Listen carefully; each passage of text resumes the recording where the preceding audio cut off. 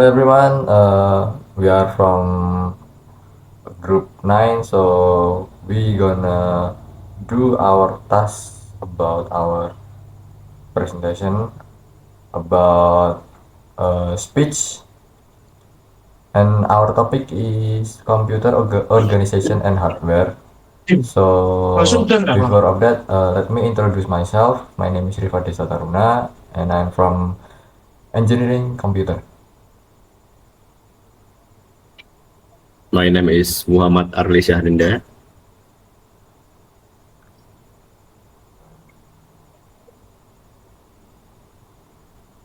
My name is Nadif Hilman Aufa.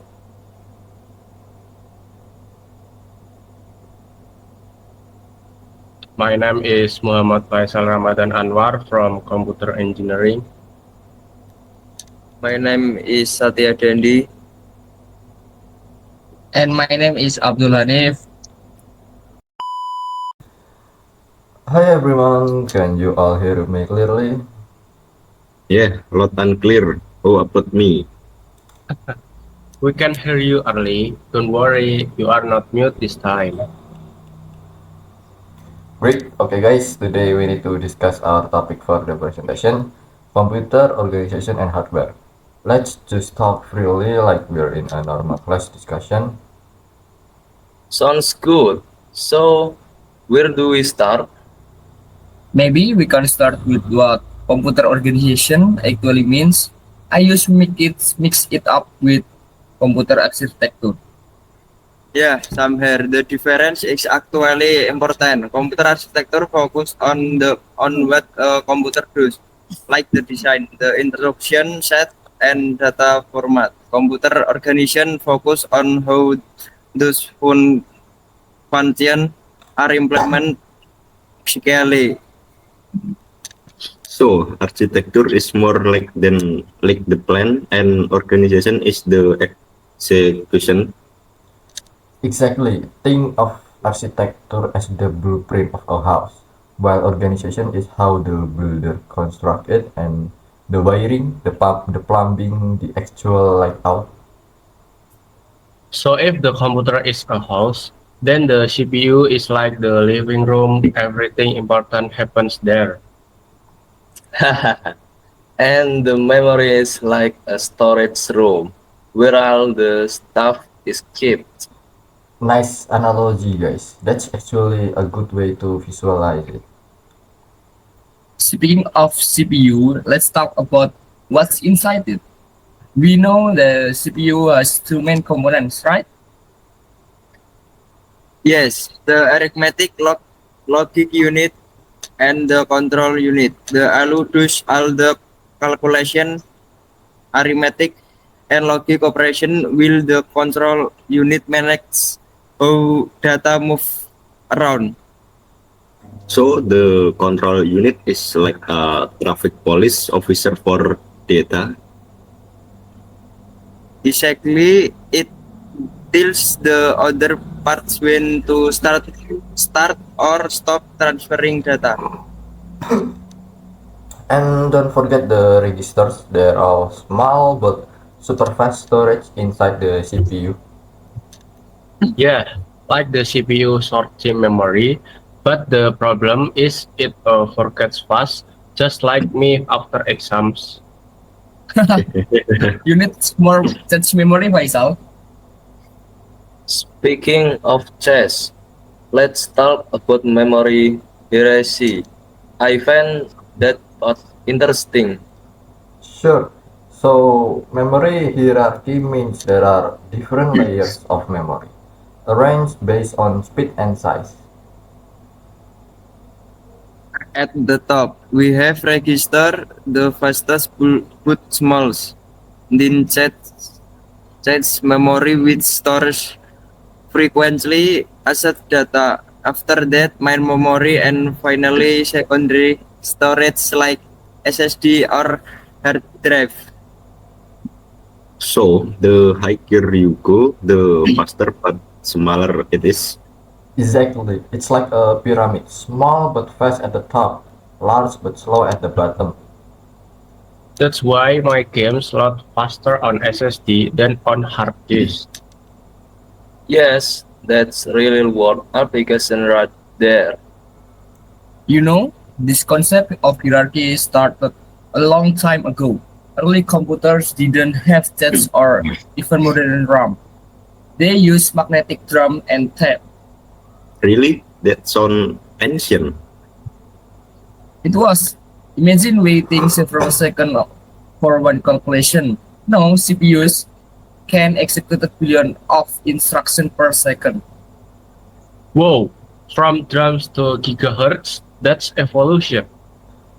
That's why understanding the organization help us appreciate how efficient modern systems have become. Let's move on to how these parts communicate. Inside a computer, everything connect through something called a system bus. System Right. bus. I've heard of that, but what does it actually do? It's like a data highway. It connect the CPU, memory, and I/O device. There are three main types. Database carries actual data. Address bus carries the location of where the data should go. Control bus send control signal for coordination. So it's like delivering mail. The data is the message, the address bus is the home address, and the control bus is the delivery instruction. Exactly. Great example. And when traffic jams happen on that highway, that's when the computer lags. Okay, then how does the CPU actually process instruction? Good question. It follows a cycle called the fetch decode execute cycle. Here how it goes. Fetch the CPU fetches the instruction from memory. Decode. It decodes what the instruction means. Execute. It perform the action like adding number or storing data. And that cycle happens a billions of times per second. That's no CPUs work so fast.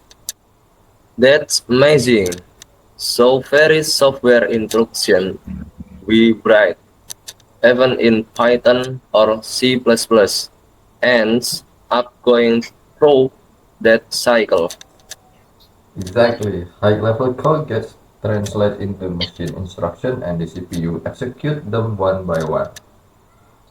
So even when I type print hello world, deep inside, a whole army of transistors is working hard to make it happen. That's cool way to think about it. Speaking of transistor, can we talk about hardware for a moment, like the actual physical parts?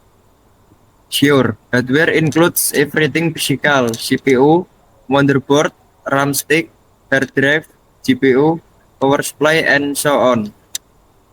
Don't forget, don't forget the input and output devices. Keyboard, mouse, monitor, printer, all of them are hardware too. Right. And these are all connected to the motherboard. That's basically the backbone of the system.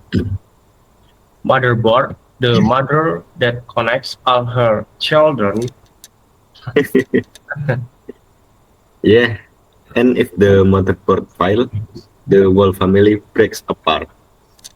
That's dark, Arlie, but true. Okay, now how do software and hardware interact? Because that's part of our topic too. The operating system acts as the bridge. It manages hardware resources and lets software communicate with the hardware. And there's also a firmware, which is like built-in software stored in hardware. For example, BIOS or UEFI in our computer. So when I press the power button, the firmware runs first, right? Yes, it initializes hardware and loads the operating system. So, firmware is like the alarm clock that wakes up the computer every morning. Exactly. Without it, the computer wouldn't even start. This is all making sense now. I realize computer organization isn't just about parts, but how they all work together. Yeah, the harmony between CPU, memory, and I/O device is what makes a computer powerful. And understanding this help us as computer science student, especially when learning about low-level programming or performance optimization. Also, in real-world jobs, hardware engineer, embedded developers, and system architect need this knowledge every day. And for regular users, at least we all know why our computer is slow instead of just blaming the Wi-Fi. Okay, that's right. So to wrap up, we cover the difference between architecture and organization, CPU components, and the fetch, decode, execute cycle, memory hierarchy, system buses, and the interaction between hardware and software. That's a lot of grounds covered. Feels like we just reviewed half the semester. Yeah, and it actually makes sense now that we talked it out. I can make slides for this point later with diagram of the CPU, buses, and memory hierarchy. I'll look for real-world example, like how these apps list in the smartphone or gaming PC. And I'll make sure the presentation is not boring. I'll add memes. Okay, Faisal is in charge of engagement. Good job, everyone. This was a really productive discussion. See you next meeting. Bye bye. Okay, bye-bye.